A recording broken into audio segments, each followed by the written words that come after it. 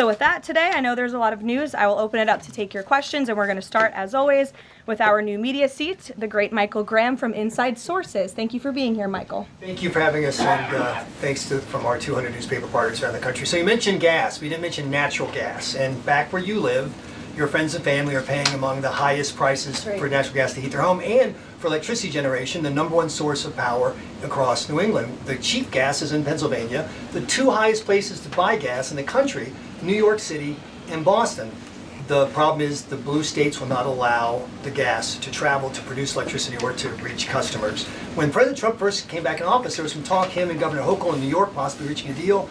When will consumers in the Northeast feel relief from President Trump's energy policies, and what can he do about state objections to expansion of infrastructure? Then I have a quick follow-up. Sure, absolutely. Well, the president has promised all Americans across the country, and in particular in the Northeast, where we do face much higher costs of electricity and of energy, unfortunately, because of the Democrat policies in the area. From the federal government's perspective, the president and the National Energy Dominance Council, Secretaries Wright and Burgum, are doing all we can when it comes to federal permitting.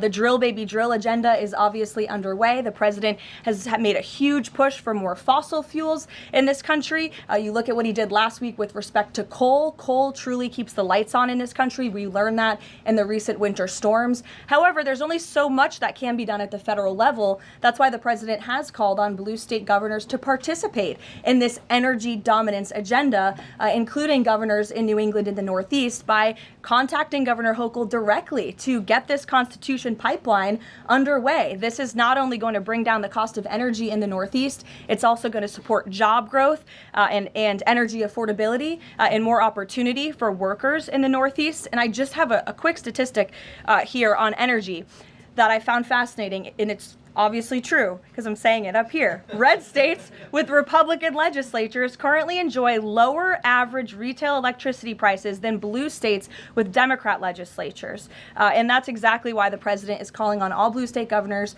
across New England and the Northeast to get on board. Let's bring prices down for all Americans, whether they live in a red or a blue state. So right down the street from your alma mater, San Antonio College, you talk about building an ICE facility that's causing a lot of political agita in New Hampshire, and for the Republican governor, Kelly Ayotte. Seems to be some miscommunications argued on both sides. Even Republican supporters of Trump who live in the town say, we're not sure we want this. What's your message to the folks in New Hampshire about this proposed ICE facility?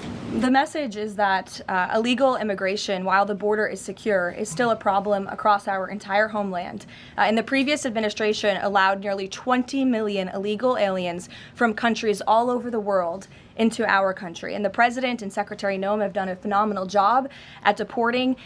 Nearly 3 million illegals have left the country either through deportation or self-deportation over the past year. But obviously, there are a lot more illegal alien criminals left in our homeland. That includes in New England. There are many within our communities in New Hampshire, in Maine, and definitely in Massachusetts and in the Boston suburbs that need to be arrested, detained, and deported back to their home countries. And so the president and Secretary Noem, and I know ICE, are engaged with local governors across the whole country, including in New Hampshire, to open more detention facilities. This is an unfortunate consequence of the previous administration's border invasion that the president has thankfully put a stop to, but of course we still need to grapple with the illegal alien criminals who are here, and that requires more detention space. Thank you, Michael.